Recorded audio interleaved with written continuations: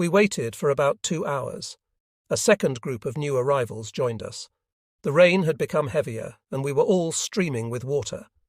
Quite nearby, we could see a row of huts with firm roofs and weather-tight windows, to which men were being sent in groups of 20. We waited expectantly, certain that we were living through the last of our miseries. The fellows who went into the huts weren't coming out again. They must already be sleeping on soft beds, the lucky bastards. An hour later it was my turn, along with 19 others. There were 2 non-coms and a lieutenant in our group. We went into the building, which had its own generator and was brightly lit. Our state of extreme filth suddenly made us feel awkward. Military men of all ranks and military police were sitting facing us behind a row of long tables. An Obergefreiter came up to us, yelling as in the old days at training camp.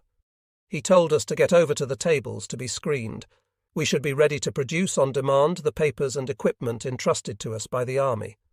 This reception only increased our sense of astonished unease.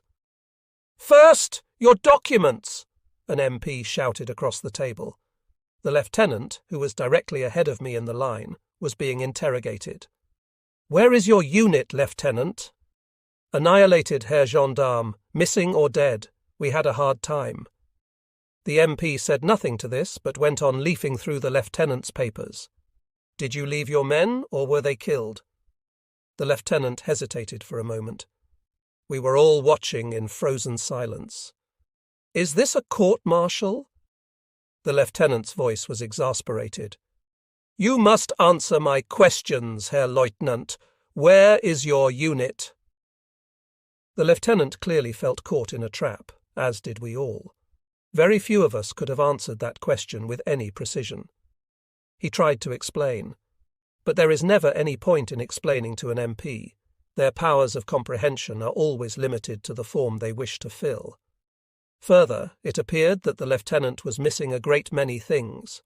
This fact obsessed his interrogator. It didn't matter that the man in front of him was effecting a miracle simply by staying on his feet and had lost at least 30 pounds since entering the army. The MP only noted that the Zeiss field glasses, which are part of an officer's equipment, were missing. Also missing were a map case and the section telephone, for which the lieutenant was responsible. In fact, the lieutenant, who had managed to save only his life, was missing far too many things. The army did not distribute its papers and equipment only to have them scattered and lost. A German soldier is expected to die rather than indulge in carelessness with army property. The careless lieutenant was assigned to a penal battalion, and 3 grades were stripped from his rank. At that, he could think himself lucky. The lieutenant's eyes were wild, and he seemed to be fighting for breath. He was a pitiful and terrifying sight. 2 soldiers dragged him off to the right, toward a group of broken men who'd been dealt with in the same way. Then it was my turn. I felt stiff with fright. I pulled my crumpled documents from an inside pocket. The MP riffled through them, throwing me a reproving look. His bad temper seemed to soften somewhat at the sight of my apprehensive, mortified face, and he continued his inventory in silence. Fortunately, I had been able to reintegrate with my unit and had saved the scrap of white cardboard that stated I had left the infirmary to take part in an attack. My head was swimming, and I thought I was going to faint. Then the MP read off a list of articles that ordinary soldiers like myself were supposed to carry at all times. The words rolled off his tongue, but I didn't catch them quickly enough and didn't immediately produce the items still in my possession. The MP then treated me to a German word I was hearing for the first time. It appeared I was missing 4 items, including that gas mask I had deliberately abandoned. My pay book was passed from hand to hand to be inspected and stamped. In my panic, I made an idiotic move. Hoping to gain favour, I produced 9 unused cartridges from my cartridge belt. The MP's eyes lit on these like the eyes of an alpinist who spots a good foothold. "You were retreating?" "Ja, Herr Unteroffizier." "Why didn't you try to defend yourself? Why didn't you fight?" he shouted. "Ja, Herr Unteroffizier." "What do you mean, ja?" "We were ordered to retreat, Herr Unteroffizier." "God damn it to hell!" he roared. "What kind of an army runs without shooting?" My paybook came down the line. My interrogator grabbed it and rifled through the pages for a moment. His eyes travelled from the filthy, tattered page to my face. I followed the movement of his lips, which might be about to assign me to a penal battalion, to the life of a prisoner, to forward positions, mine clearing, infrequent leaves always confined to camp, so that the word liberty lost all meaning, and the cancellation of mail. I held back my tears with difficulty. Finally, the MP's rigid fingers handed back my liberty. I had not been assigned to a penal battalion, but my emotion overwhelmed me anyway. As I picked up my pack, I sobbed convulsively, unable to stop. A fellow beside me was doing the same. The crowd of men still waiting stared at me in astonishment. Like a miserable tramp, I ran past the line of tables and left by a door opposite the one we'd entered by. I felt that I had disgraced myself. I rejoined my comrades, who were standing in the rain in the other part of the camp. They weren't resting on the soft beds we'd dreamed of before coming to this place, and the rain streaming down their shoulders and backs was another hope disappointed. However, despite the slap in the face we had just received from our grateful country, we could still count ourselves lucky. 3 days later, we learned that the day after our crossing, with 6,000 or 7,000 of our men still waiting on the east bank, the Russians had attacked. They were probably discouraged by their failure to retake Kiev, where the heavily outnumbered German army was fighting desperately, and had decided to clean up the pockets still occupied by the Wehrmacht. 24 hours after our group left, our comrades on the east bank were suddenly dazzled by the flares that flooded their temporary encampments with brilliant light.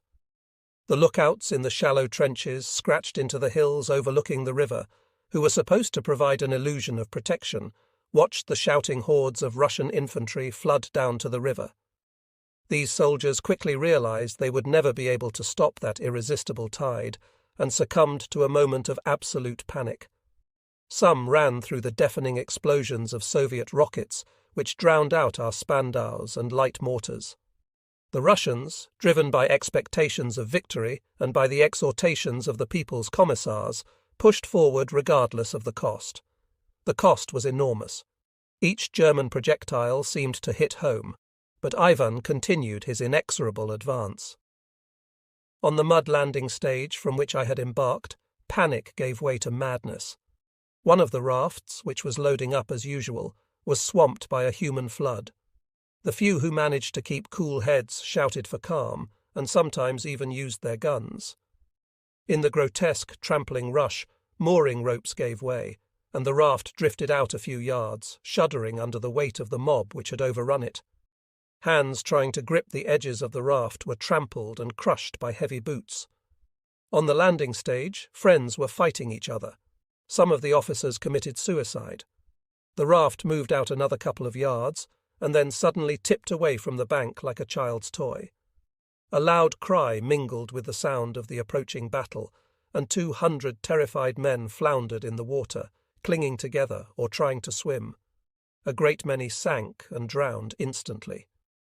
At that moment, Ivan appeared at the crest of the hills, having swept the defenders aside.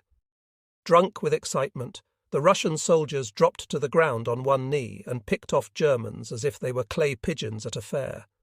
A few Germans, white as ghosts, fired back with their FMs, but their numbers were so small the Russians scarcely noticed them. Several thousand others were running, screaming, trying to get away, and dying as they ran. The Russians also fired at the men in the water who were trying to swim, using flares to light the darkness. An hour after they had appeared on the skyline, the Russians reached the river. There were a few more scattered shots, but their victory was complete. A third of the remaining German troops were taken prisoner, and for the rest, everything was over. Their military responsibilities had come to an end, and they would never again be victimized by military police. At the reception camp, we stood in the rain a little longer, and then 3 blacked-out trucks appeared to collect us. Despite the appalling road and the overload which threatened to burst the slatted sides, 50 soldiers wrapped in sacking were piled onto each truck with all their equipment. I was stuffed into one of these human ant heaps. That is to say, one leg was buried in the swarm while the other dangled out. I was astride the back flap, but there were other fellows hanging on for dear life who were almost entirely outside the truck. We rolled off through the quiet night. I felt completely disoriented and hadn't the faintest sense of our direction. An hour later, we drew up to a group of buildings, which first appeared as a vague, blurred mass in the dim, bluish light. We realized that an unusual rush of activity was taking place all around, and then gradually perceived that we were looking at a row of structures bordered on both sides by tree-lined roads jammed with innumerable vehicles. There were troops everywhere, on foot or arriving and leaving on high-speed motorcycles, and many officers and MPs. The trucks jerked to a sudden halt, and we were told to get off. Although we still understood that we'd been saved, we were beginning to feel that we'd had enough. We were famished and dropping with sleep. We had to wait for another half hour before someone came to take charge of us. The rain fell steadily. Was it raining anywhere else? Was it raining in France? I tried to think of my house and my bed. Where were they now? In which direction? But I could only summon up confused and fragmented memories of the life I had left behind. My only world was the vast anonymity of Russia, which seemed to be engulfing all of us, absorbing entire regiments so that even their names vanished. Finally, a non-com came over to us. Our group leader handed him our papers, which he examined with a dimmed flashlight. Then he ordered us to collect our gear and follow him. At last we entered the shelter of a roof, an amenity to which we'd grown so unaccustomed that we stared at it as if it were the ceiling of the Sistine Chapel. "You'll be sent to your units later," shouted the non-com, who, like the rest of us, seemed to have had just about enough. "While you're waiting, try to get a little rest." He didn't have to repeat himself. We explored the darkness of the hut with our pocket flashlights and discovered that it contained a couple of benches and 4 or 5 large tables. Everyone stretched out where he could, making pillows of the nearest leg or buttocks or boot. The discomfort seemed unimportant beside the fact that at last we were out of the rain. Some fellows began to snore immediately. Others tried to pretend they were somewhere else. Despite our harsh reception, we all had a sense that from now on everything would go better, and that once again life was offering its possibilities. We all thought of the leave we would surely be getting, which was now only a question of patience. However, soldiers fresh from the front cannot indulge in the luxury of daydreams. The accumulated lack of sleep gripped our temples like an iron band. Like people suffering a serious illness, we dropped swiftly from consciousness into deep sleep. We probably slept for a long time. It was broad daylight when a burst of noise suddenly woke us. Then a long blast of a whistle ordered us to our feet. We were all filthy and horribly crumpled. If the Führer had seen us, he would either have sent us all home or had us shot. The non-com who had waked us looked at us with an expression of surprise. Perhaps he too had never imagined that the German army could be reduced to such a state. He spoke to us, but I no longer remember what he said. I was still only half awake and understood that he was talking without really listening to him. Then we began to move, as if in a trance, through the dense fog of the morning toward the area where the most annoying of all activities was waiting for us. Countless hours of registration, cataloguing, assigning, and waiting. His voice was gentle and friendly. "Do you have any?" "Yes. 2 big vats for 16th Company laundry. I could let you have some, though. The showers only run cold." Through my fever, I saw him as another bastard who'd do a favour for cigarettes or something else. "I don't have any cigarettes." "That doesn't matter. I don't smoke." I stood where I was, considerably surprised. "Well then, could you do it right away?" But the fellow was already hurrying off. "Go in there," he said, pointing over his shoulder to an open cubicle. "You'll be more comfortable." 2 minutes later, he was back, carrying 2 buckets of steaming water. "Were you at the front?" he asked. I looked at him, wondering what he was trying to find out. He was still smiling his foolish smile.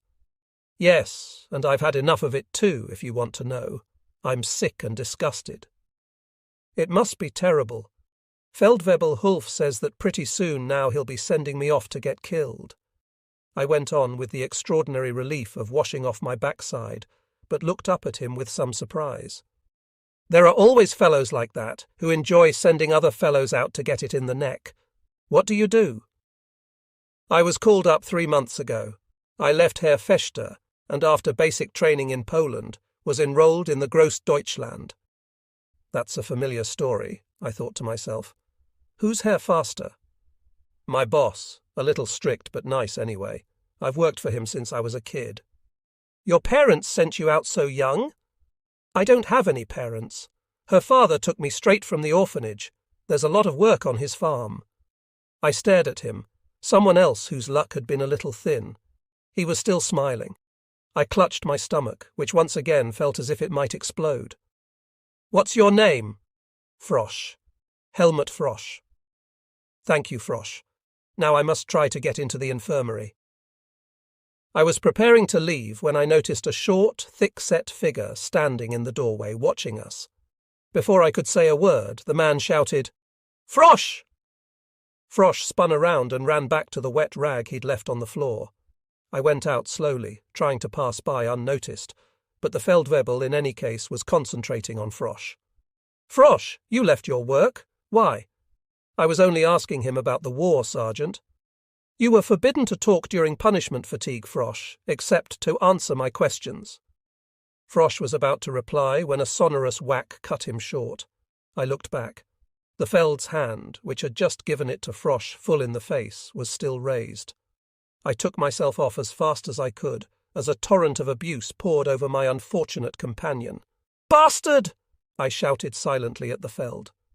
At the sanitary service, the aide looked at me without enthusiasm. I understood immediately that he was one of these fastidious fellows for whom a day of filthy scarecrows like myself was less than a pleasure, especially as he received no fees to encourage civility. He fingered all my parts, poking me a little all over, and concluded his examination by sticking his finger into my mouth to check the condition of my teeth. Then he added a string of numbers and letters to a card clipped to my papers, and I was sent down the line of tables to the surgical service. 5 or 6 fellows there checked my documents and asked me to remove some of the clothes I'd thrown over my shoulders. A brute, who must have been a wild man of the woods in civilian life, gave me a shot in the left pectoral muscle, and I was taken to the hospital hut, where there were beds for the officially disabled. My papers were checked once again, and then, like a miracle, I was shown to a bed, which, in fact, was only a simple pallet covered with grey cloth. There were no sheets or blankets, but it was nonetheless a genuine bed on a wooden frame, in a dry room protected by a roof. I collapsed onto the bed to relish its comforts. My head was ringing with fever and filled with a host of half-realized impressions. I had grown so used to sleeping on the ground that the degree of well-being a soft, clean mattress can induce struck me with astonishment. The room was full of cots like mine on which fellows were lying, whimpering and groaning, but I paid no more attention to them than one does to a hotel carpet, which is not entirely to one's liking. I felt almost light-headed with well-being, despite the pain which tore at my entrails. I took off some of my clothes and spread my filthy coat and ground sheet over my body instead of blankets, burying myself in them and in the sense that I had been saved. I lay like that for a long time, trying to control the cramps which knotted my guts. After a while, 2 orderlies arrived, carrying a cumbersome piece of equipment. Without a word of warning, they pulled off my covers. "Turn over, camarade, and let us have a look at your arse. We want to clean out your gut." Before I understood what was happening, they had administered a copious enema and moved on to the next patient, leaving me with some 5 quarts of medicated liquid gurgling painfully in my distended abdomen.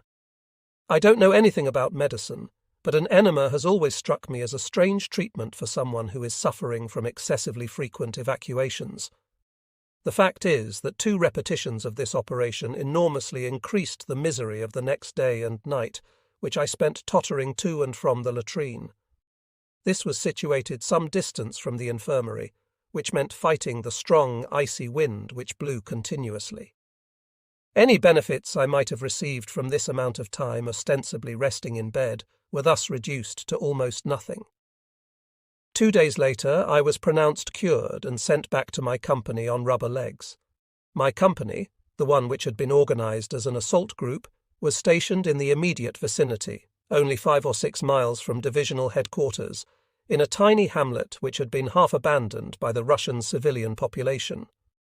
Despite my intense joy at reuniting with my friends, all of whom were present, including Olensheim, my condition remained as precarious as it had been the day before I went to the infirmary. My close friends, Hals, Lenzen, and the veteran, made a special effort over me and did everything they could to help me get well. Above all, they insisted on pouring large quantities of vodka down my throat, which, according to them, was the only reliable remedy for my complaint. However, my precipitate visits to the latrine continued despite these excellent attentions, and the sight of my bloody excrement worried even the veteran who went with me on these trips in case I fainted. Twice, on the urging of my friends, I tried to re-enter the hospital, which was inundated with wounded from the Battle of Kiev. But my papers, stating that I had been cured, presented an insuperable barrier. I began to look like a tragic protagonist, made of some curious white diaphanous substance instead of flesh and blood. I no longer left the pallet which had been given to me in one of the izbas. Fortunately, a reduced service requirement allowed me to stay where I was. Several times my friends took guard duty for me and did the other jobs which would ordinarily have been required of me. Everything was going well in the company, which was still commanded by Wesredow. Unfortunately, we were still in a combat zone, which meant that at any minute we might be sent to some exposed position. Wesredow knew that I would not be able to function in combat conditions as well as I knew it myself. One evening, about a week after I'd left the infirmary, I became delirious and was completely unaware of a fierce aerial battle which took place directly overhead. "From some points of view, you're really the lucky one," Hals joked. Hals even went to speak to Wesredow about me. But before he was able to explain himself, Wesredow stood up and smiled. "My boy, we'll be pulling out almost immediately. They're sending us to an occupied zone at least 60 miles farther west. We'll have a certain amount to do there, but even so, it will seem like a holiday after this. Tell your sick friend to hang on for another 24 hours and spread the news that we're moving. We'll all be better off." Hals clicked his heels hard enough to shatter his shins and burst out of Wesredow's quarters like a hurricane. He looked into every hut he passed, shouting out the good news. When he reached us, he shook me from my torpor. "You're saved, Sager! You're saved!" he shouted. "We'll be leaving soon for a real rest." He turned to a couple of fellows who shared the hut with us. "We've got to get all the quinine we can for him. He has to hang on another 24 hours. Despite my overwhelming weakness, Hals's intense joy communicated itself to me and ran through me like a restorative balm. "You're saved," he said again. "And just think, with a fever like yours, they're bound to take you in a hospital, and they won't cut it off your leave either. You are a lucky dog." Every time I moved, I felt it in my stomach, which seemed to be rapidly liquefying. Nonetheless, I began to collect my things. Everyone around me was doing the same. I put my packet of letters within easy reach. A voluminous backlog of correspondence had been kept for me by the Divisional Postal Service. There were at least a dozen letters from Paula, which greatly eased my illness, as well as 3 from my parents, full of questions, anxiety, and reproaches about my long silence. There was even one from Frau Neubach. Somehow, I found the strength to write everyone, although my fever undoubtedly interfered with the coherence of my messages. Finally, we left. I was given a place in a small auto-union truck, and we drove to Vinnitsa on roads which belonged to the Carolingian era. Our faltering machines almost drowned in incredible quagmires, whose condition was aggravated by the rain. For a while, I thought we had reached the notorious Pripyat marshes, which were in fact not very far away. We avoided them by driving around them, on extraordinary wooden pavements which seemed to be floating on mud. These uneven roads made of split logs, on which one could obviously not drive very fast, were surprisingly effective in wet weather. However, it took us at least 8 hours to travel 90 miles. The weather was cold and bad, snow flurries alternating with violent bursts of rain, but at least this protected us from Soviet aircraft, which were very active at that time. When we arrived, I was sent immediately to a hospital, along with some 6 others from my company. Diarrhea was a common complaint at that time, and a group of specialists were able to stop mine very quickly. My friends were stationed some 15 miles away, and I knew I would rejoin them once I was well. The doctors had some trouble getting me on my feet again. I was told that because my complaint had not been attacked until late in the day, my intestinal flora had been severely damaged. In fact, it was a good 2 weeks before I was able to eat normally again. Every day I offered my backside to the orderly, who stabbed me as full of holes as a dressmaker's pincushion. Twice a day the thermometer recorded my fever, which remained obstinately at 100 degrees. Winter had arrived, and I rejoiced as I watched the snow falling from behind the panes of a heated dormitory. I knew that for the moment my friends were out of danger, and, in a state of blissful ignorance, was unaware that over the whole front things were going from bad to worse. Our paper's coverage of news from the front was limited to photographs of smiling artillerymen installing themselves in a new position or organising their winter quarters, and articles which said nothing at all. Hals came to see me twice, bringing mail. He had managed to get himself made a postal assistant, which allowed him to visit me quite easily. He rejoiced at the slightest occasion for rejoicing, roaring with laughter whenever he missed me in a snowball fight. He was just as ignorant as I of the realities of our situation, which would soon involve us in an agonizing retreat and acquaint us with the depths of horror. When I had been in the hospital for about 3 weeks, I was given some marvellous news. I was told to go to the office to be checked for discharge. There an orderly inspected me and told me that since I was making a good recovery, he was going to authorize a leave for me. "It occurs to me," he said, "that you would rather complete your convalescence at home than here in the hospital." I replied that I would, restricting myself to mild assent, lest I offend that kindly angel with excessive exuberance. As a result, I found myself with a 10-day pass, a little shorter than the first one, which would go into effect as soon as it had been stamped. I thought immediately of Berlin and Paula. I would try to get permission for her to go with me to France, and, if that was impossible, I would stay in Berlin with her. Despite the weakness, which still limited me severely, I was overjoyed. I got ready in record time and left the hospital, grinning broadly. I also wrote a note to my friends, excusing myself for not having visited them before I left. I thought they would surely understand. My polished boots moved noiselessly across the snow as I walked to the station. I was so overflowing with happiness that I even nodded and spoke to the Russians I passed on the way. My linen and uniform had been cleaned and mended, and I myself felt neat and new. I forgot my bygone sufferings, and felt only gratitude to the German army and to the Führer for having made me into a man who knew the value of clean sheets and a watertight roof, and of friends who had nothing to offer but devotion, and offered that without reserve. I felt happy once again, and ashamed for having been despairing and afraid. I thought back, from a great distance, to some of the hard times I had experienced during my youth in France, which had sometimes made me think sourly of life. But was there anything that could sour me now? What disappointment could possibly darken things for me? Perhaps if Paula suddenly told me she no longer cared for me. Yes, perhaps that. But I felt as though I were now cured of a great many things. During some of my worst moments, I had imagined certain personal disasters, the death of my mother, for instance, and told myself that I could accept even that, if only the firing would stop. I had asked the pardon of every supernatural power for harbouring such thoughts, but was prepared to pay that price if it would cut short the carnage by even a little. The war seemed to have turned me into a monster of indifference, a man without feelings. I was still 3 months short of 18, but felt at least 35. Now that I have reached that age, I know better.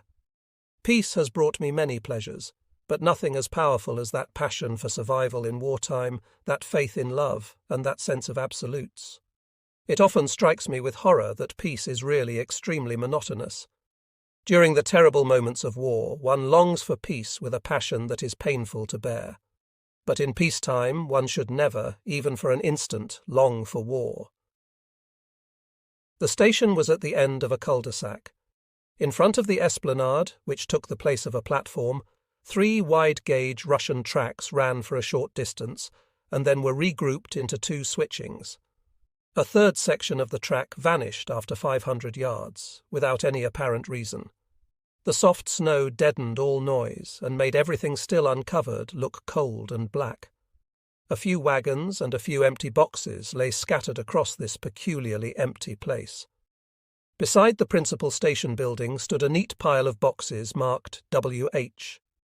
Inside, next to a hot stove, 4 or 5 Russian railwaymen sat absolutely motionless, as if they had died of boredom. There was no sign of a train in any direction, except for a large stationary locomotive, which appeared to be near death after a century of hard use. I no longer remember the name of the place.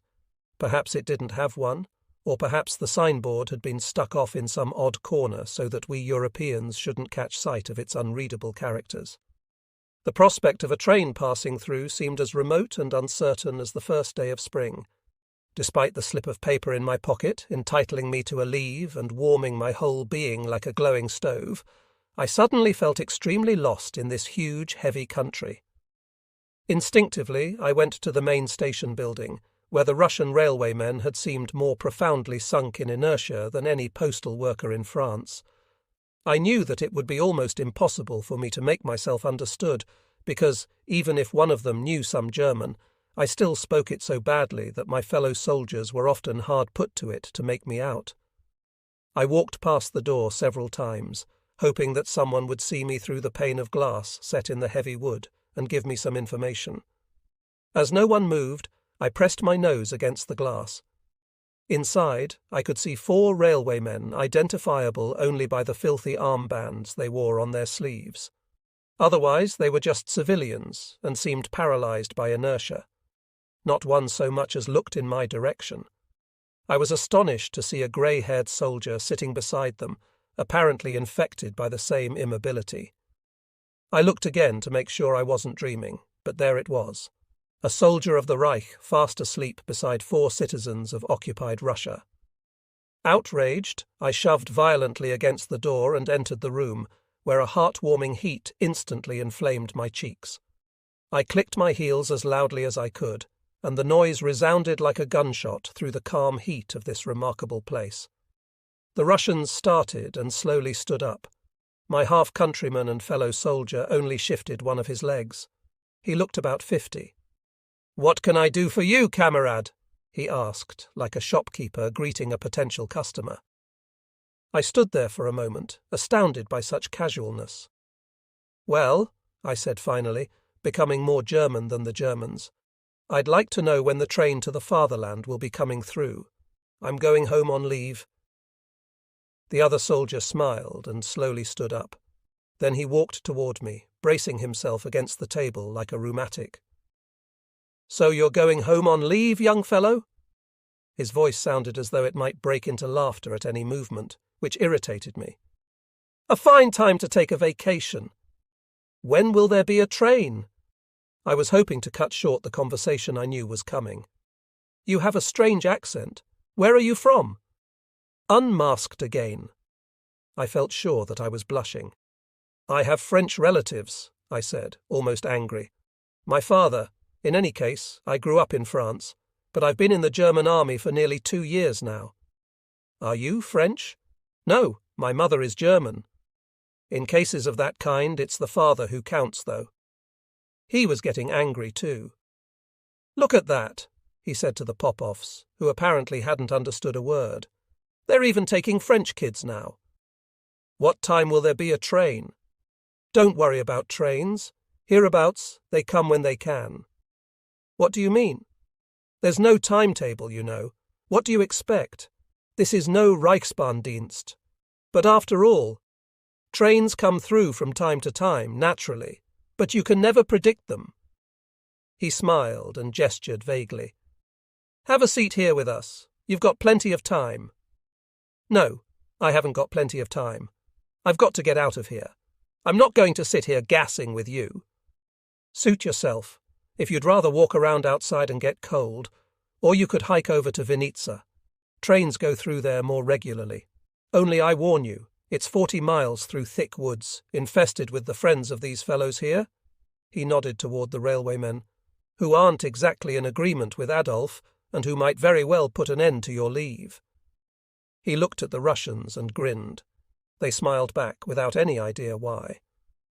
What do you mean? I asked. Partisans, for God's sake. You mean those bastards are around here too? This time it was his turn to be astonished. Of course, and in Romania too, and in Hungary, and Poland, maybe even in Germany. I was flabbergasted. So sit down, young fellow. It's a big mess that really has nothing to do with you, and you shouldn't be mixed up in it at all. It would be crazy to get killed just for the sake of a few hours. I managed to get hold of some real coffee, and it's here in this kitchen, nice and hot. There's a fellow at the commissary with a good heart who's just about fed up with this war himself. He came back carrying a big army coffee pot. We drink enough coffee here to send us right up the walls, he said, looking at the Popovs, who were still smiling. I felt somewhat disconcerted. Would you mind telling me what your job is? Hell, he said in irritation. I'm supposed to be guarding that pile of boxes. He nodded at the neatly stacked crates outside. And these poor fellows here, who the hell do they think I am? Nearly 60 years old, and they bring me here to play sentry. I spent 30 years of my life working for the railways in Prussia and Germany, and this is the thanks I get. Specialization, that's what it is. No useless efforts, everyone in his place. An efficient force. Sieg Heil, I can tell you, I'm fed up. By the time he was finished, he was shouting. He slammed the coffee pot down on the table. We might have been in a Paris bistro. I felt as if the world had suddenly turned upside down. That coffee pot is army property, and you just took it, I said, clinging to the thread of my first idea. The fellow looked at me and slowly put down a cup, which he filled with steaming liquid.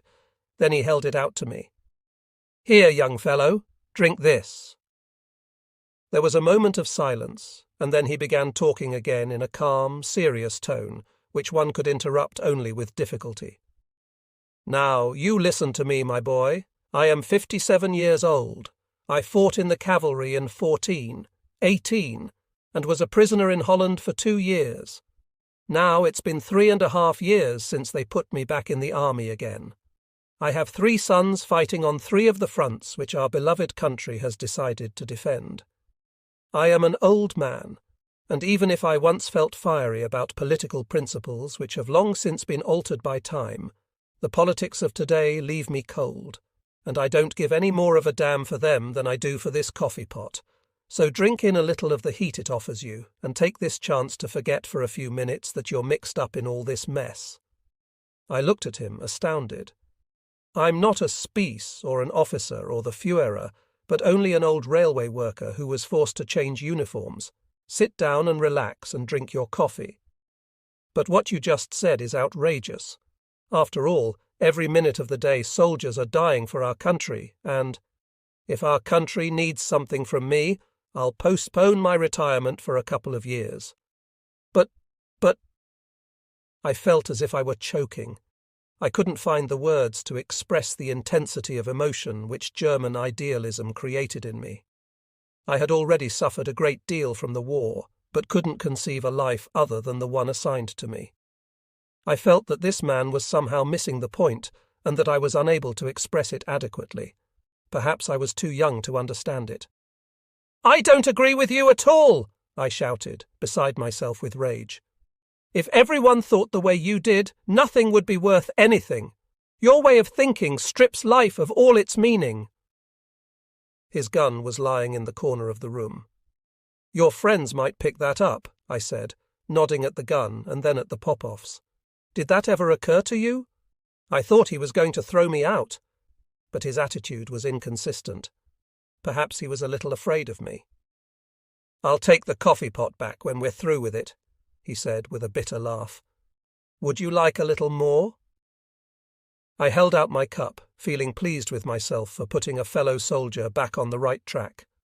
I waited for more than 9 hours and had almost given up hope when, at last, a train arrived and took me away.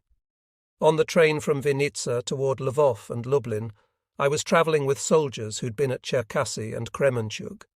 They told me about the hellish fighting that had taken place near those towns, now lost to us or slipping from our grasp. Everywhere, the crushing numerical superiority of the enemy was finally overwhelming our positions, which we defended with desperate determination, paying an appalling price in casualties.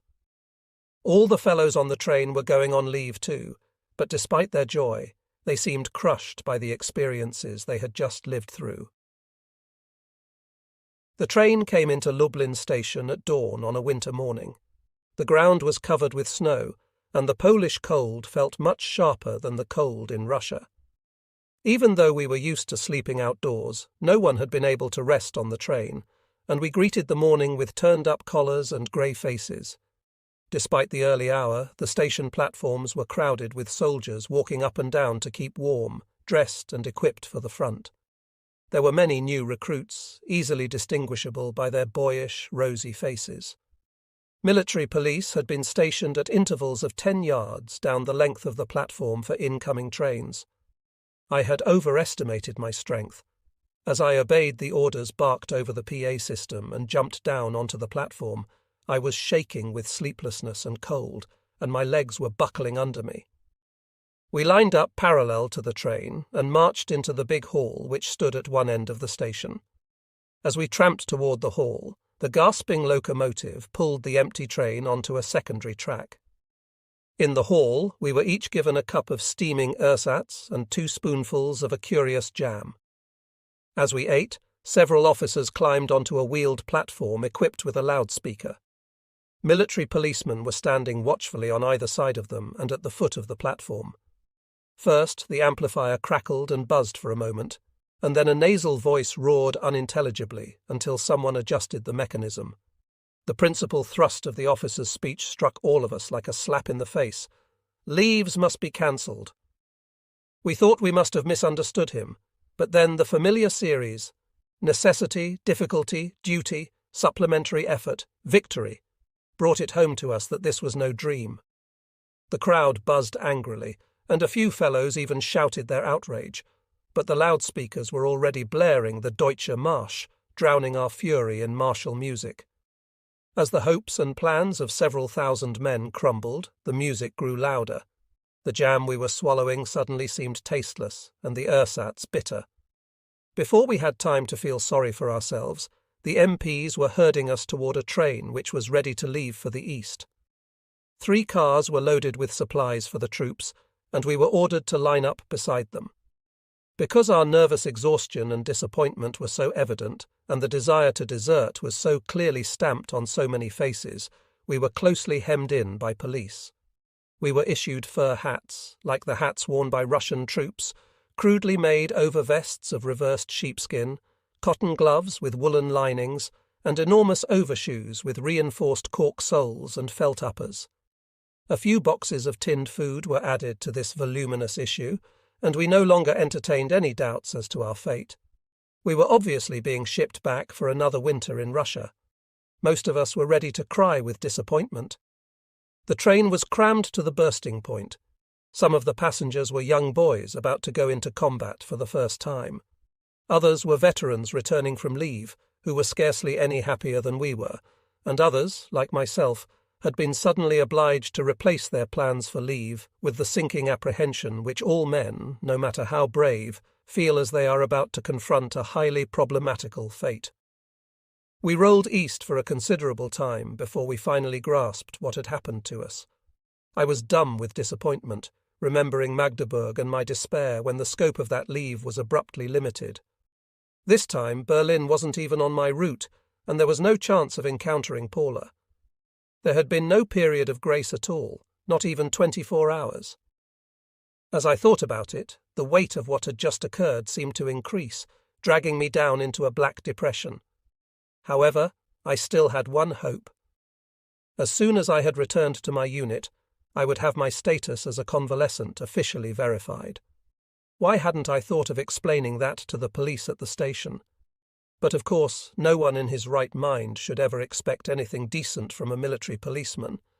My last chance was that once I got back to the company, Wes Radar would be able to arrange things for me. As always, the trains for the front were moving at top speed, unlike westbound trains, which often made long, inexplicable stops. Ours was no exception to this rule. Nevertheless, an important incident broke our momentum. The locomotive had just refueled and resumed the speed that was to carry us through to Vinnitsa. The station where we had stopped had bristled with signs bearing the names of towns no longer accessible to us: Konotop, Kursk, Kharkov, names which evoked unbearably painful memories. About 15 minutes out of the station, the train braked so violently that all the carriages shuddered, and we nearly left the rails. Inside, men and boxes were flung to the floor, and the air rang with angry curses. We all thought we had, in fact, been derailed. Soldiers in long coats were running down the length of the tracks, answering our shouted questions by waving ahead.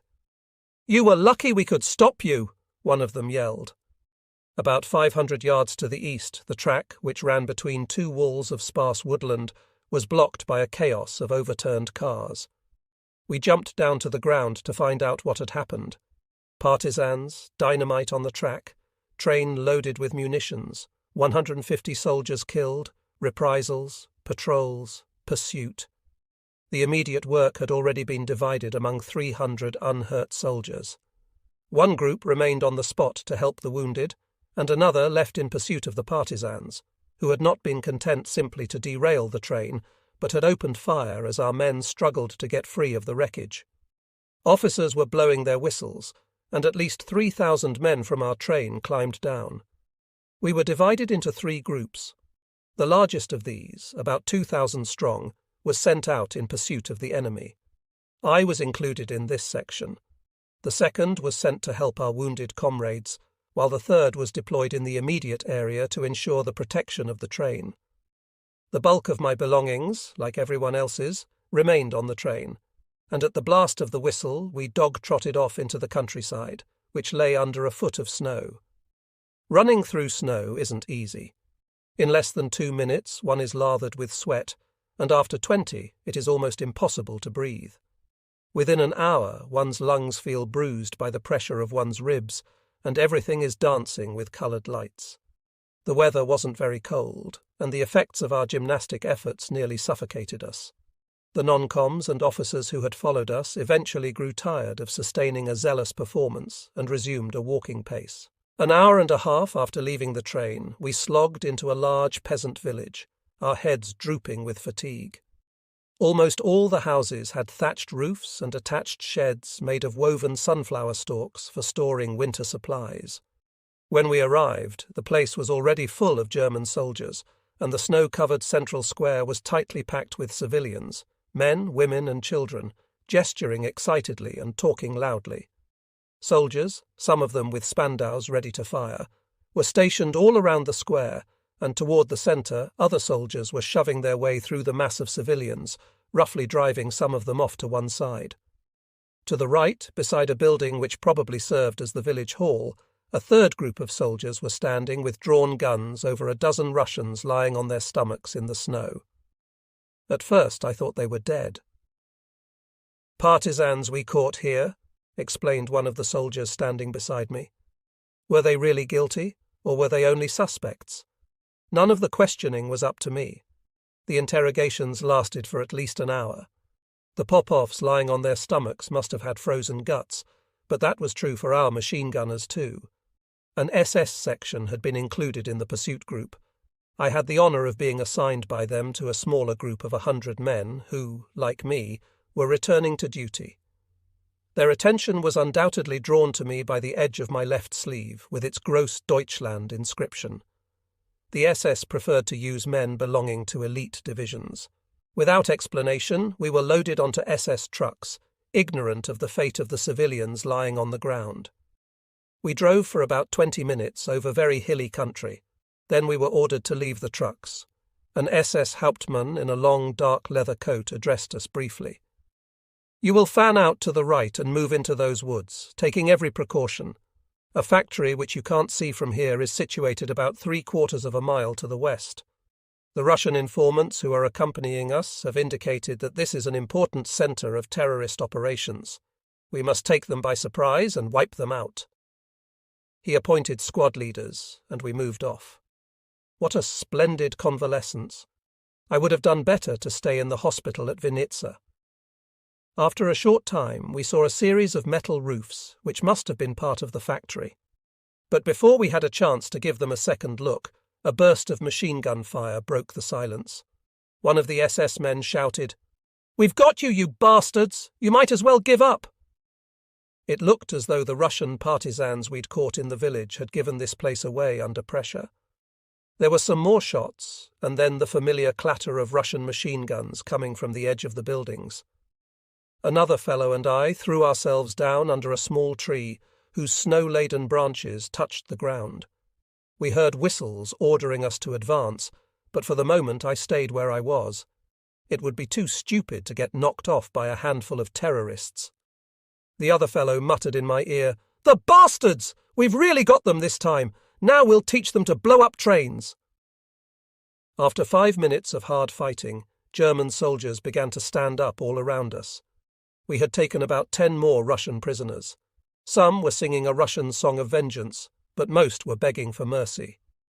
About 30 SS men were herding them toward the truck, already beating them and shouting questions. We thought everything was over when the SS captain blew his whistle to fall in. "Those bastards," he said, gesturing at the sobbing prisoners, "claim they're the only ones here. Maybe they think they can fool us and protect their friends who are still hiding inside, but I want you to clear the place." He pointed at the factory buildings. "We've got to take the whole bunch, and all the weapons they're hiding there." Of course there was no question of argument. With dry mouths, we moved forward into the factory buildings, which were littered with hundreds of large objects, ideal for snipers and as bad as possible for us. The relatively large size of our force was in no way reassuring.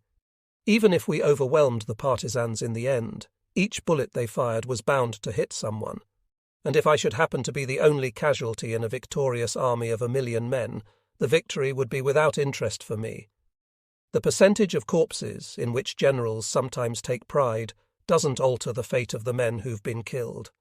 The only leader I know of who finally made a sensible remark on this point, Adolf Hitler, once said to his troops, "Even a victorious army must count its victims." What was made in this factory lost in the wilderness? Perhaps they processed timber. The first shed housed a large bandsaw, and farther on we passed several others, as well as a kind of dredging machine with a string of rusty scoops. The first 2 sheds were empty. Perhaps the prisoners had been telling the truth. But our orders were to check the whole place. Our group surrounded the entire factory complex and then began to move toward the centre. We passed through a series of enormous barn-like buildings, which seemed to be on the point of collapse. They had never been painted, and every iron fixture was half eaten away by rust, like the old anchor chains at a port. The wind was blowing hard, and the buildings echoed with sinister creaking sounds. Otherwise everything was quiet, except for an occasional clatter made by one of our men deliberately shoving aside some metal object or overturning a pile of crates.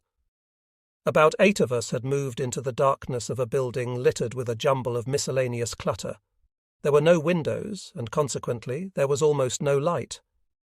Then we all heard a series of clicking sounds, but the wind blowing through the building filled the air with the bangings and clickings of loose boards and tiles.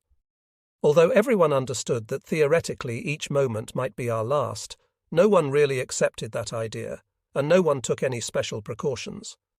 Outside, the SS must have cornered several Russians.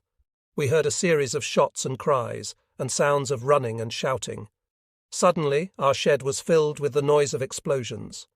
5 or 6 flares thrown from a room or closet in an upper story lit the darkness, and almost simultaneously 4 of our companions screamed with pain. A moment later, 2 of them had collapsed onto the dusty floor, while the other 2 staggered toward the open door. The rest of us looked hastily for shelter, stumbling through the darkness, uncertain of where we might find cover. There were several more shots, and somewhere to my right, 2 more soldiers howled with pain. My gun shuddered violently in my hands. A bullet had struck it in the butt, taking a piece with it, and missing me by inches. The 2 fellows trying to get to the door were both hit again, but neither of them fell until they had reached a drift of white snow which the wind had blown over the threshold. Outside, more soldiers had run up, but they stopped at the door and fired a few shots which were far more likely to hit one of us than any partisan. There were 2 of us still unhurt, and we began to shout as if we were 50. Some idiot might think of tossing in a grenade, which would finish us off along with all the Russians. Luckily, someone heard us in time to think of another tactic. While our comrades outside tried to break through the corrugated iron walls, the Russians inside were firing at every detectable movement. The bullets, which pierced the flimsy walls, were as dangerous to our men outside as they were to us. I was half dead with fright. Was I going to be the last German soldier left in that damned shack? I knew that at least one other comrade was hiding somewhere. I felt even more caught in a vice of terror and danger than I had at Belgorod. I bit my lips to keep from screaming. Our men outside were pressing in, about to blow the building apart, while inside the Russians were perched in the rafters as silent as spiders. From where I lay, I could see nothing. Suddenly I heard a scratching noise behind me, somewhere between a haphazard pile of objects and an upright support. I froze as still as the large glazed pipe behind which I was hiding. The uproar outside prevented me from distinguishing anything clearly. I tried deliberately to extend my hearing beyond the limit of its capacity and caught a series of scratching sounds, some very faint, some a little louder. I held my breath until my lungs were on the point of bursting and tried to stop the pounding of my heart. My brain was teeming with horrible possibilities. I saw myself dead or a prisoner of the partisans, who would use me in an attempt to escape from our noose. I was overwhelmed with an intensity of panic greater than anything I had ever felt before, which was suddenly replaced by a savage passion of self-preservation. Trembling with terror and rage, I abruptly stopped thinking. Some supplementary sense informed me that danger had drawn very close. Had I been a millionaire, I would have staked my entire fortune on the certainty that someone was moving on the other side of the barrier which concealed me. I felt very much alone and desperate and determined to defend myself at any price. Suddenly, I saw a man no more than 5 yards from me. I felt my skin crawl. Then a second man appeared behind him, crawling toward a pile of sacks. Although they had both been in shadow, I had seen enough to recognize civilian clothes. The one nearest me was wearing a large cap. His silhouette remains indelibly stamped on my memory. He was tall and looked strong. He froze for a moment and appeared to be inspecting the shadows. Then he moved a few steps away from me. As slowly and silently as sand running through an hourglass, I raised my gun until it was pointing at him. I knew that there was still 1 bullet left in the barrel, so I didn't have to move the bolt. Tightening every nerve, I tried to suppress the trembling which made my gestures uncertain. I knew that at the slightest sound, the other fellow would let me have it. Luckily, there was plenty of noise outside, which divided his attention. My gun was now level, and my finger lay nervously against the trigger. Then I hesitated for a moment. It isn't easy to kill a man in cold blood, unless one is entirely heartless, or, as I was, numb with fear. The man changed his course a little, and began to move slowly toward my hiding place. His companion was scarcely visible now, and must have been some 20 yards away from us. I could hear the man breathing as he approached. For a moment, perhaps, he distinguished a figure crouching in the shadows, or glimpsed a dull metallic gleam. For a 1/10 of a second, perhaps, he hesitated. Then a sudden glow of brilliant light blinded him, and he collapsed in the dust, his belly torn open by the shot fired from the weapon which still quivered in my sweat-drenched hands. The other Russian had run off, leaving his companion dead at my feet. I felt as if my skull enclosed a black void, and that a nightmare enclosed me, like a fever. As the noise outside grew louder, I felt myself sinking into a pit of unimaginable depth. I was torn between the desire to flee and my paralyzing fear. I stared at the corpse lying face down on the ground in front of me. I couldn't really believe I had killed him, and waited for the tide of blood which would soon begin to seep from beneath his body. Nothing else mattered to me.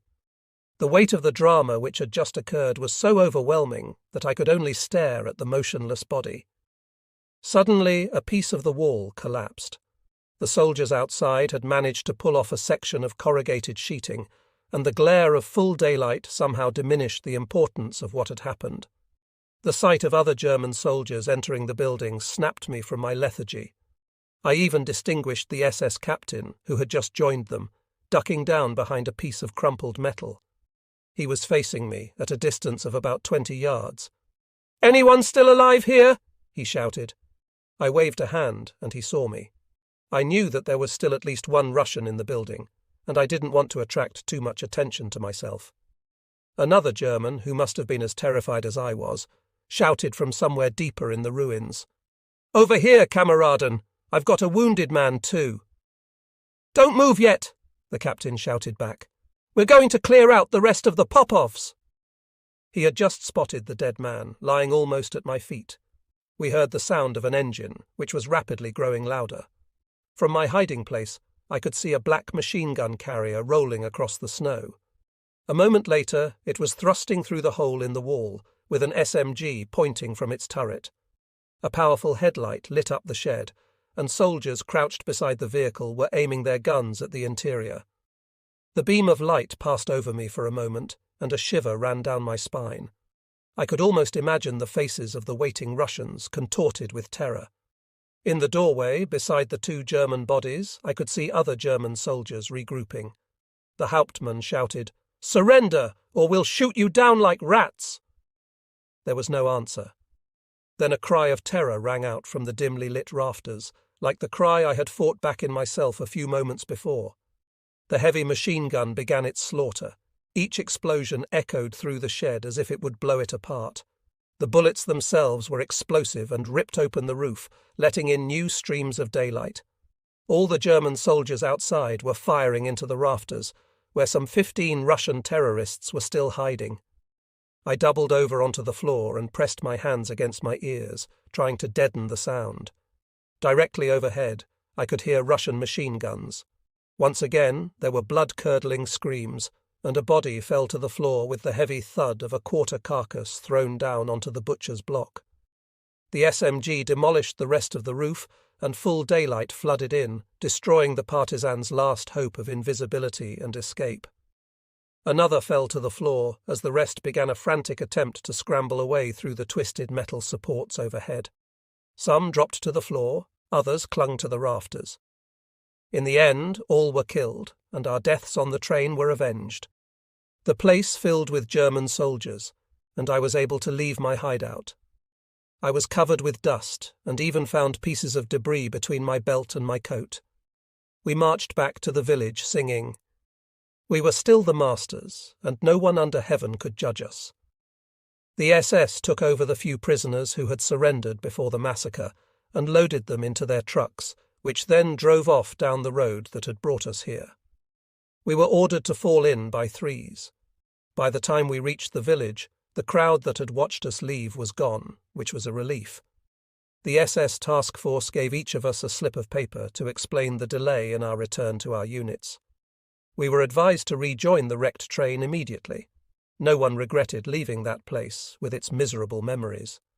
Unfortunately, a final spectacle, as depressing as anything we'd seen in the shed, was unfolding just as we marched by. A firing squad was performing its duties. 4 consecutive salvos rang out, each one disposing of 4 partisans. Their bodies were left on the snow, and the squad marched back to the village. Not one of us said a word. At least 100 of our soldiers had been summarily killed in the derailment and the disintegration of some of the cars. An officer spoke to us briefly about the tragedy we'd just witnessed. The partisans were held responsible for everything that had happened. Also, partisans were not eligible for the consideration due to a man in uniform. The laws of war condemned them to death automatically, without trial.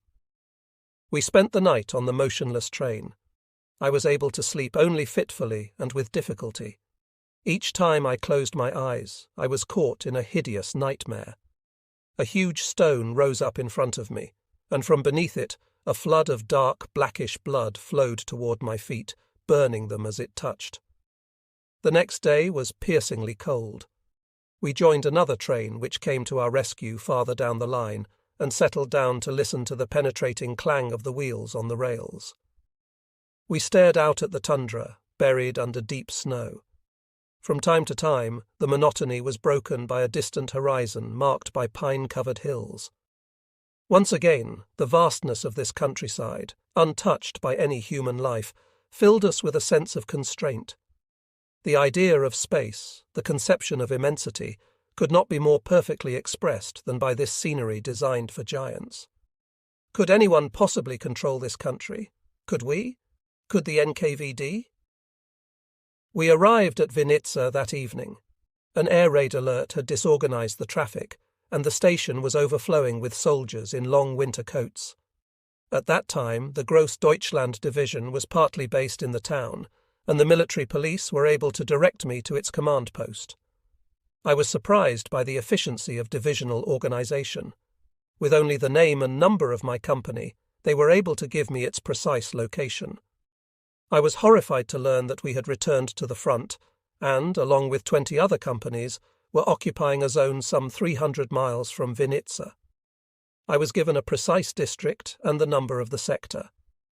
I had mentally prepared myself for a reunion with my friends, huddled around some blazing Russian hearth, discussing my cancelled leave and the possibilities of getting it revalidated.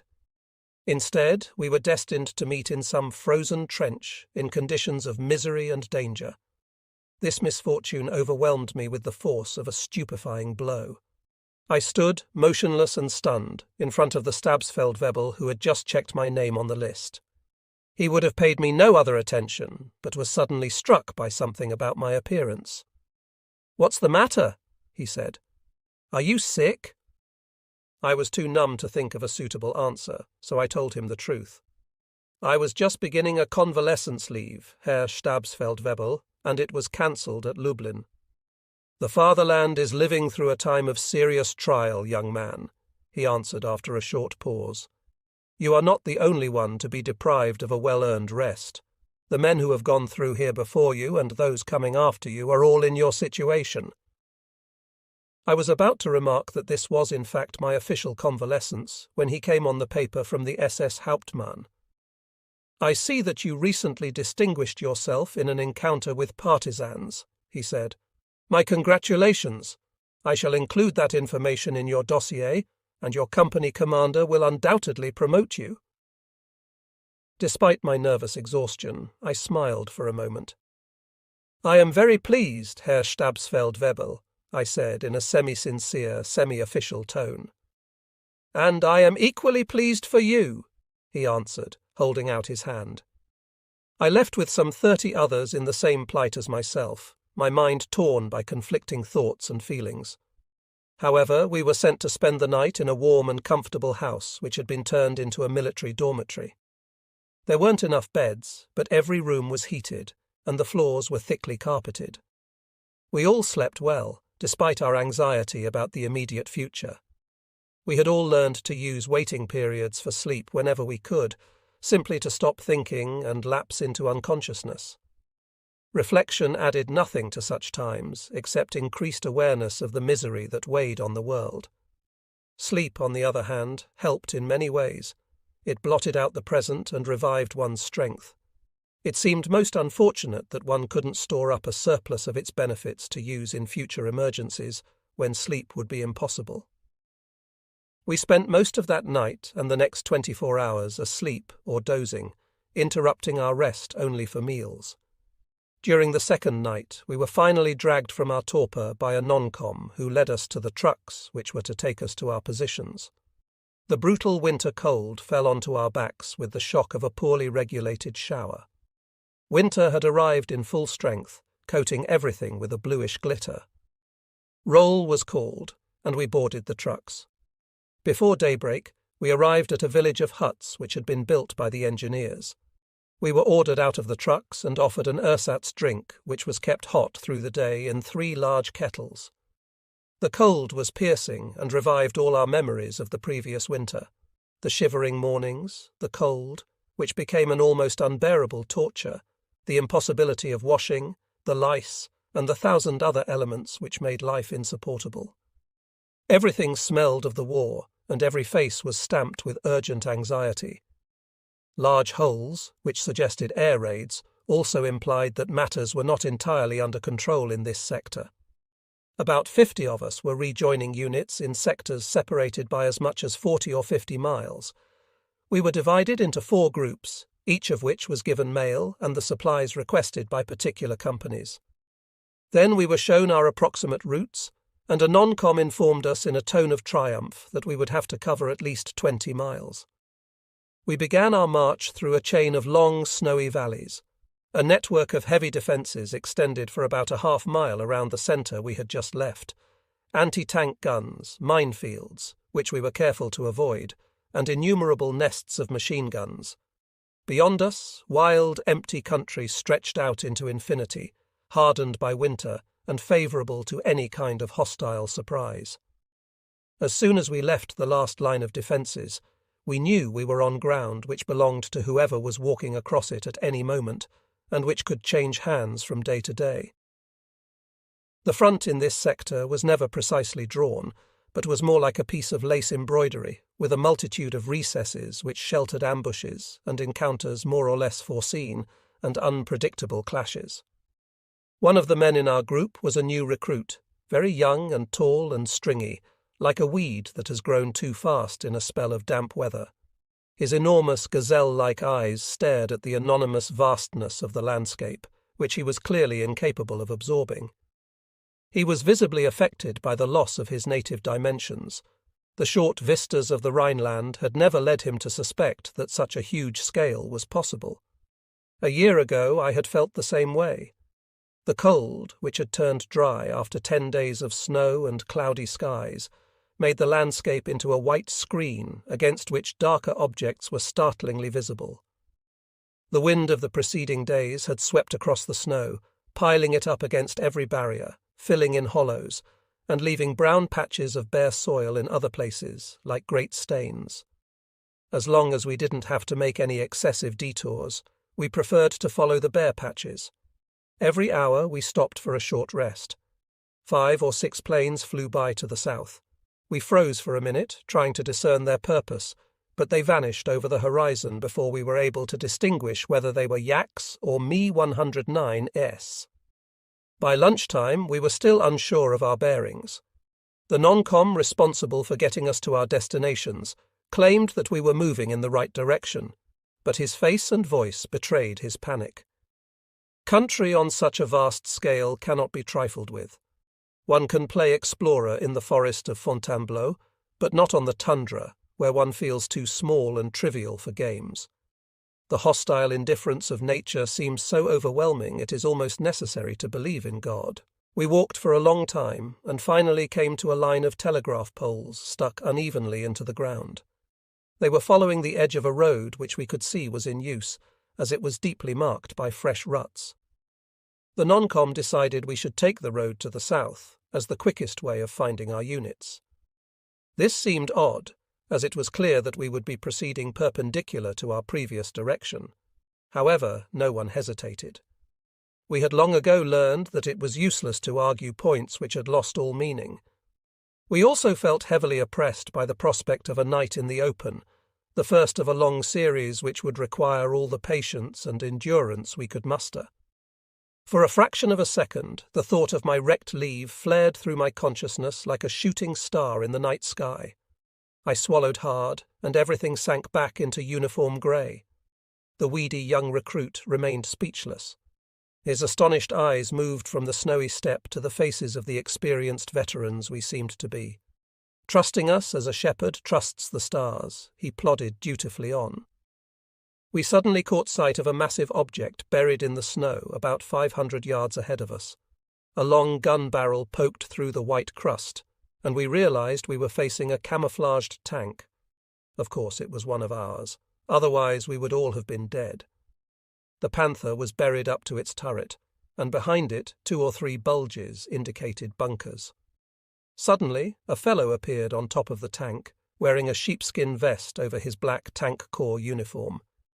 He jumped down and walked out to meet us, shouting his name. We did the same, according to the custom of the times. He told us that when his tank had broken down, he had been ordered to half bury it and turn it into a blockhouse. With considerable difficulty, he and the 8 other men with him had carried out the order. Separated from their armoured unit by the force of circumstances, they had been standing guard over this vast, empty panorama for 3 weeks now. Once in that time, some Russians had come by, but the tank's 2 SMGs had forced them to pass far to one side. This accident had transformed them into an official surveillance post, and they were due to be relieved in 2 weeks' time. They had been there for 3 weeks already, and admitted that it was difficult to sleep really soundly at night. "Where is the front?" our non-com asked. "More or less everywhere," the other said, "and mostly mobile units. In the evenings, convoys come through on the track. They never have their lights on, and every time it scares us to death. A plane knocked our radio out, so we're completely cut off. It's enough to drive a fellow mad." "We're supposed to be rejoining our units," the non-com explained. "Do you think we've still got far to go?" "Well, the front is certainly 5 or 10 miles east of here, but it's very fluid. It's impossible to be exact." We all felt extremely perplexed. "Let's go along that way," our guide said finally. "We're bound to find something." The tank crew watched us go with regret. With darkness, which fell earlier than we had expected, accompanied by a heavy fog, we arrived at the precarious approximation of a front which existed in that sector. A few arbitrarily disposed parks emerged from the darkness, and a sentry, green with terror, shouted, "Where da?" in a trembling voice. The same terror made our non-coms squeak an incomprehensible reply. Our preservation from the guns of our own men could only be laid to a simple collapse of vigilance. A frozen, ill-tempered soldier led us to the company commander. "The Russians come through this way from any direction," he said as we walked along. "It's pretty demoralizing, and unless the front is stabilized again, it'll go on this way as far as I can see. Anyway, the regiment you're looking for isn't around here." We ran into the company commander, a captain, coming up from a candle-lit hole. He looked old and ill. His long overcoat was thrown carelessly over his shoulders, and his chest was covered by a thick pale scarf which stood out against the grey-green of his uniform. He wore a forage cap instead of a helmet. We snapped to attention out of habit. The officer studied our map, trying to find some helpful directions he might give us. He seemed bewildered. The map included very few details, which made it almost as easy to get lost on paper as it was on the ground. He made some deductions in the light of a pocket flashlight and decided to send us to the northeast. As the regiments were disposed of, ours must be in that direction. This seemed a long way from the orderly procedures of the Grossdeutschland office in Vinnitza. Despite the exhaustion of the long... After the painful march on which we had been engaged since dawn, we set off again into the icy, foggy darkness. 3/4 of an hour later, some fellows in a company buried in that white desert huddled a little closer in their shelter to make room for us. We had to stop, or we might have been lost for good. The acid, almost palpable fog burned our throats and made every effort excessively painful. We managed to fall asleep despite the cold, which, as always, was much harder to bear at the beginning of the season before our bodies were used to it. Outside, in the trenches, the sentries were stamping up and down to keep from freezing on their feet. The veil of fog wrapped them round completely, cutting them off from everything that lay beyond their parapets. We spent a harassed night of half-sleep. Despite the lamp heaters and the canvas stretched across the mouth of our shelter, the cold, still only relative at the beginning of the season, was severe enough to make us feel half frozen. The thermometer must have fallen to as low as 15 degrees, and the fog poured in, almost as thick as outdoors. The troops passed the time as best they could, either sunk in sleep despite the discomfort, playing scat, or writing home with a pen precariously balanced between numbed fingers. The candles, on which they had been ordered to economize as much as possible, were stuck into empty tins which caught the melting wax, prolonging their lives by as much as 4 or 5 times. The memory of those bunkers buried in the wilderness of the steppe still haunts my memory, like a legendary tale heard in childhood. The demoralizing dawn cold greeted us as we left the hole, Silently, we resumed our march and our search. Everything was quiet, as if paralyzed by the cold, as dangerous an enemy as the Red Army. For a long time we walked parallel to a frieze of barbed wire, coated with frost. The fog, which had not yet lifted, clung to the wire in minute drops, which froze instantly. Toward the end of the morning, 2/3 of our group at last found their regiment, whose officers were able to tell us the approximate positions of the other 2 regiments we still had to find. More precisely, for the 16 of us still at loose ends, we were looking for 2 regiments and 3 companies. The young recruit and I, for example, belonged to separate companies, and the weather was no help. The inescapable necessity of trial and error added a considerable number of miles to our progress. We grew increasingly angry. How could our instructions have been so vague? Organizational failures of this kind were particularly hard on German troops, who were accustomed to the utmost efficiency. In fact, the centres of responsibility had practically ceased to exist. The extraordinarily tight army organization, which had functioned so superbly in Poland and France and all the smaller countries invaded by the Wehrmacht, was lost in the immensity of Russia, where the front was nearly 1,500 miles long. Our rapidly dwindling transport capability further complicated the situation during the terrible winter, which was to be followed by only one more.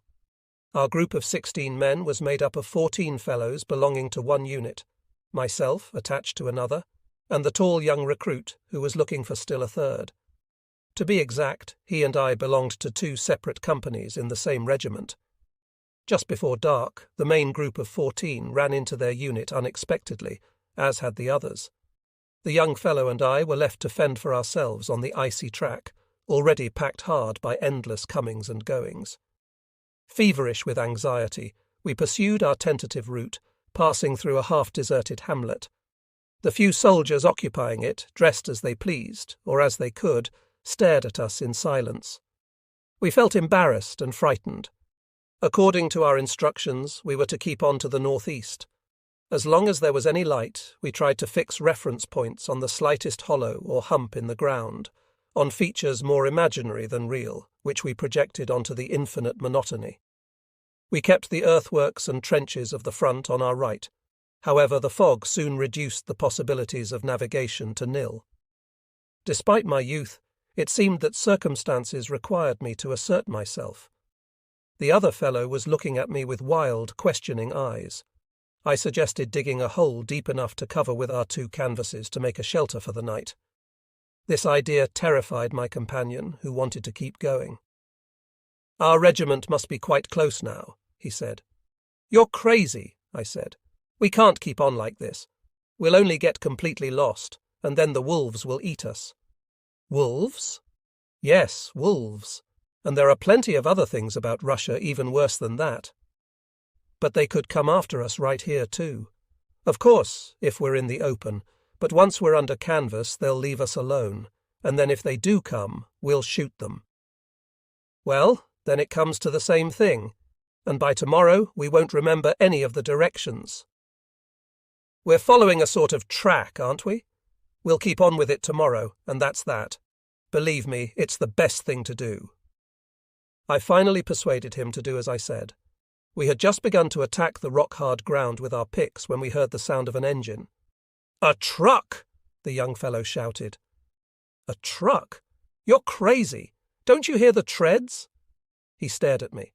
"A tank? Is it a German tank? How the hell would I know? But we're behind our lines, aren't we?" "Oh, for God's sake. Of course. I hope so. People who need long explanations at moments when everything depends on instinct have always irritated me." "What are we going to do?" he asked. "Get the hell off the track and try to hide in the snow." I was already moving back. The noise had grown terrible. The tank was nearly on top of us and was still totally invisible. I know of no other experience which twists the guts harder than that. We waited for what seemed an eternity before we perceived a squat silhouette sliding smoothly over the ground. The noise was overwhelming. I stared through the darkness, trying to catch some distinguishing details. Finally, drawn by an inexplicable force, I got up and moved forward cautiously, leaving my astonished companion to his own devices. After a moment he joined me, staring at me with anguished, questioning eyes. The day before yesterday, the Don. Yesterday, the Donets. This morning, the Dnieper. You must admit, Herr Hauptmann, that even an elephant hide would find that somewhat discouraging. I know, Wesredo answered. It's just what I've been afraid of ever since we came to Russia. But if we lose our confidence, everything will be much harder. It's territory and men that we're losing, Herr Hauptmann, much faster than confidence. The Russians will not be able to cross the Pripyat for absolute geographical reasons. Believe me. Where could we retreat to after that? Lindbergh asked stupidly. To the Oder, the veteran said. The cold seemed to strike all of us in the vitals. God keep us from such a catastrophe, murmured Herr Hauptmann. I would rather be dead than see that day. Probably Wesredo believed in God. In any case, his prayer was granted. It was now 10 days since my return, which we had celebrated according to the circumstances. In the windowless izba we were assigned for rest periods. We had emptied a 5-quart container of ersatz. No vodka, no biscuits, but then that's war. In any case, we had reserved the ersatz for me and my friends. The rest of the company might as well have been in limbo. Beyond the boundary of our friendship, and indifferent to it, they washed their dirty feet in large dishes of faintly warmed water, attacked their lice, or organised lice races to pass the time. For a brief moment we felt a sense of occasion, but that quickly faded. One can tell the same stories only a certain number of times. We very soon sank back into the torpor characteristic of soldiers at the front. Nothing was new to us. We had been through it all before. And even on days when our morale was relatively high, we felt constrained by the inevitable anxieties of the front. For 10 days we shuttled back and forth between our hole in the ground and the ISPA where we rested. Every 12 hours we tramped the half-mile between our outpost and the shattered remnants of a village overrun by war. During the day we stared vacantly at the empty, frozen country beyond our hole. At night the fog limited our vision to 10 or 15 yards at most. We weren't yet trying to stop the enemy. Their front was still extremely fluid. From time to time, a few attempts at penetration, always motorized, forced us to open fire. And once, since my return, enemy tanks had appeared and fired at our frozen batteries. Otherwise, we had all the time in the world to observe the crystal structure of snowflakes against our infantry half-boots, which became as hard as wood during our 12 hours of duty, and softened again in the stable-like warmth of 60 bodies huddled together in the ISPA during our 12 hours off. Fires, of course, were streng verboten, as smoke would give away our position. Wesredo often visited us. I think he felt especially warm toward our group, and with the veteran able to speak directly, as man to man. We young ones listened to them talking, the way boys listen to their elders, and what we heard was always alarming. Our exhausted troops had abandoned Kiev, which, in spite of everything, remained a centre of combat. We were still trying to hold the Dnieper, but even that famous barrage seemed to be doing us very little good. From Cherkasy to Kremenchug, the Russians were on both banks of the river. They also held both banks of the Desna. At Nedrigailov, victory was no longer a possibility for us, and our men were faced with a choice of captivity or death. Fortunately, as our front was extremely precarious and shallow, we were only supposed to be covering the southern wing of the fighting. The area we were holding was as flat as a billiard table, and a strong defence would have been difficult even with adequate supplies. On the 12th day after my return, we were attacked by Russian planes, which cost us many casualties. Later that day, a column of German soldiers straggled over the horizon, partially made up of troops pushed from Cherkasy. 7 or 8 ragged, famished regiments, overloaded with wounded, descended on us like a plague of locusts, ravaging and plundering our reserves.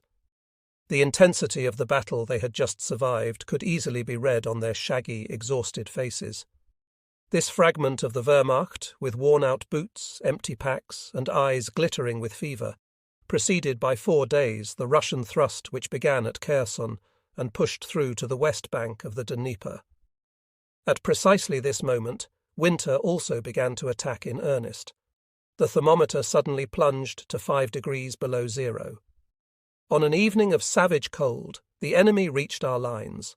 The noise of their arrival preceded them, carried on the wind to the shivering bundles of rugs and blankets waiting behind frozen parapets. We listened, as animals at bay listen to the pack closing in.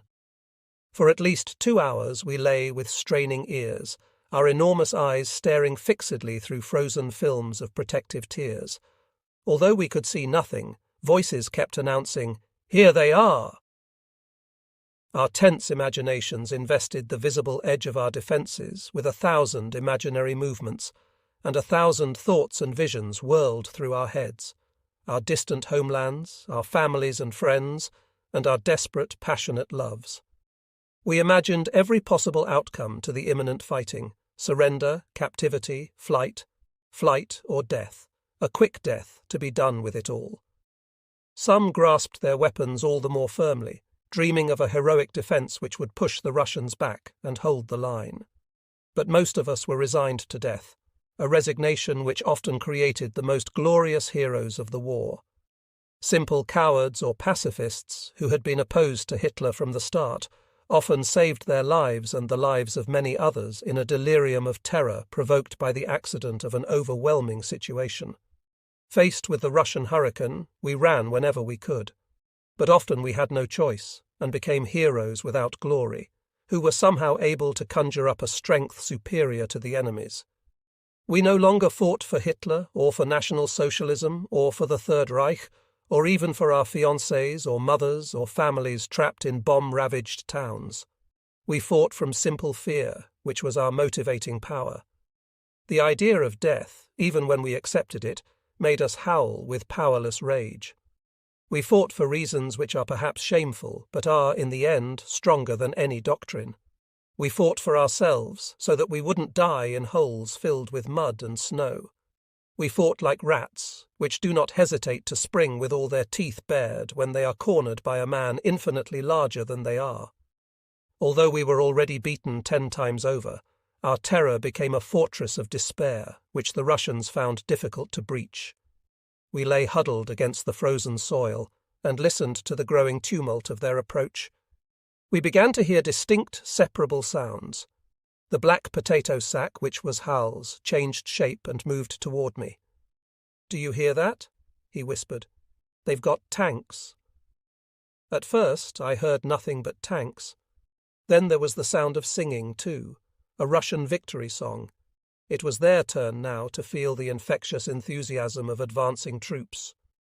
"1.5 years ago, we were marching on Moscow, and I was singing just like that," muttered the veteran. The night wore on. The noise of the Russian advance changed in quality and intensity, but never stopped. The men who had been resting in the izbas came back to their forward positions. Everyone was now in the line. Even the auxiliary services had been organized to defend the village. The front was long and thin. Our division alone held some 60 miles, with the regiments standing elbow to elbow. There were a great many of us, but at least 30 times as many of them. Our anxiety hovered over us like a pessimistic exhalation trapped by our heavy steel helmets. Our breath condensed on our nostrils and lips and on the upturned collars of our coats. For a long time now, our hands and feet had been hurting us. For the moment, stiffened by cold, they seemed detached and separate from our general nervous tension. On other evenings, the fellows moved about in their holes to keep from freezing. This evening, however, our cumbersome overshoes had been tossed aside, and everyone was still. The biting cold passed over us like a silent dream, depositing a film of frost on the earth and on us. Periodically, we had to clear our weapons, and every time the touch of the icy metal struck us like an electric shock. To the east, the Russian troops were silent. All we heard from their side was the disquieting roar of their engines. Occasionally we heard a horse whinnying, one of our starving beasts protesting the onset of death. The desire for sleep weighed on us as heavily and oppressively as our fear and the cold, and kept overwhelming us for 5 and even 10 minutes at a time, despite our wide-open eyes. Then we would jolt back to reality, to wait for the first hours of morning, a time when men and animals often die of cold,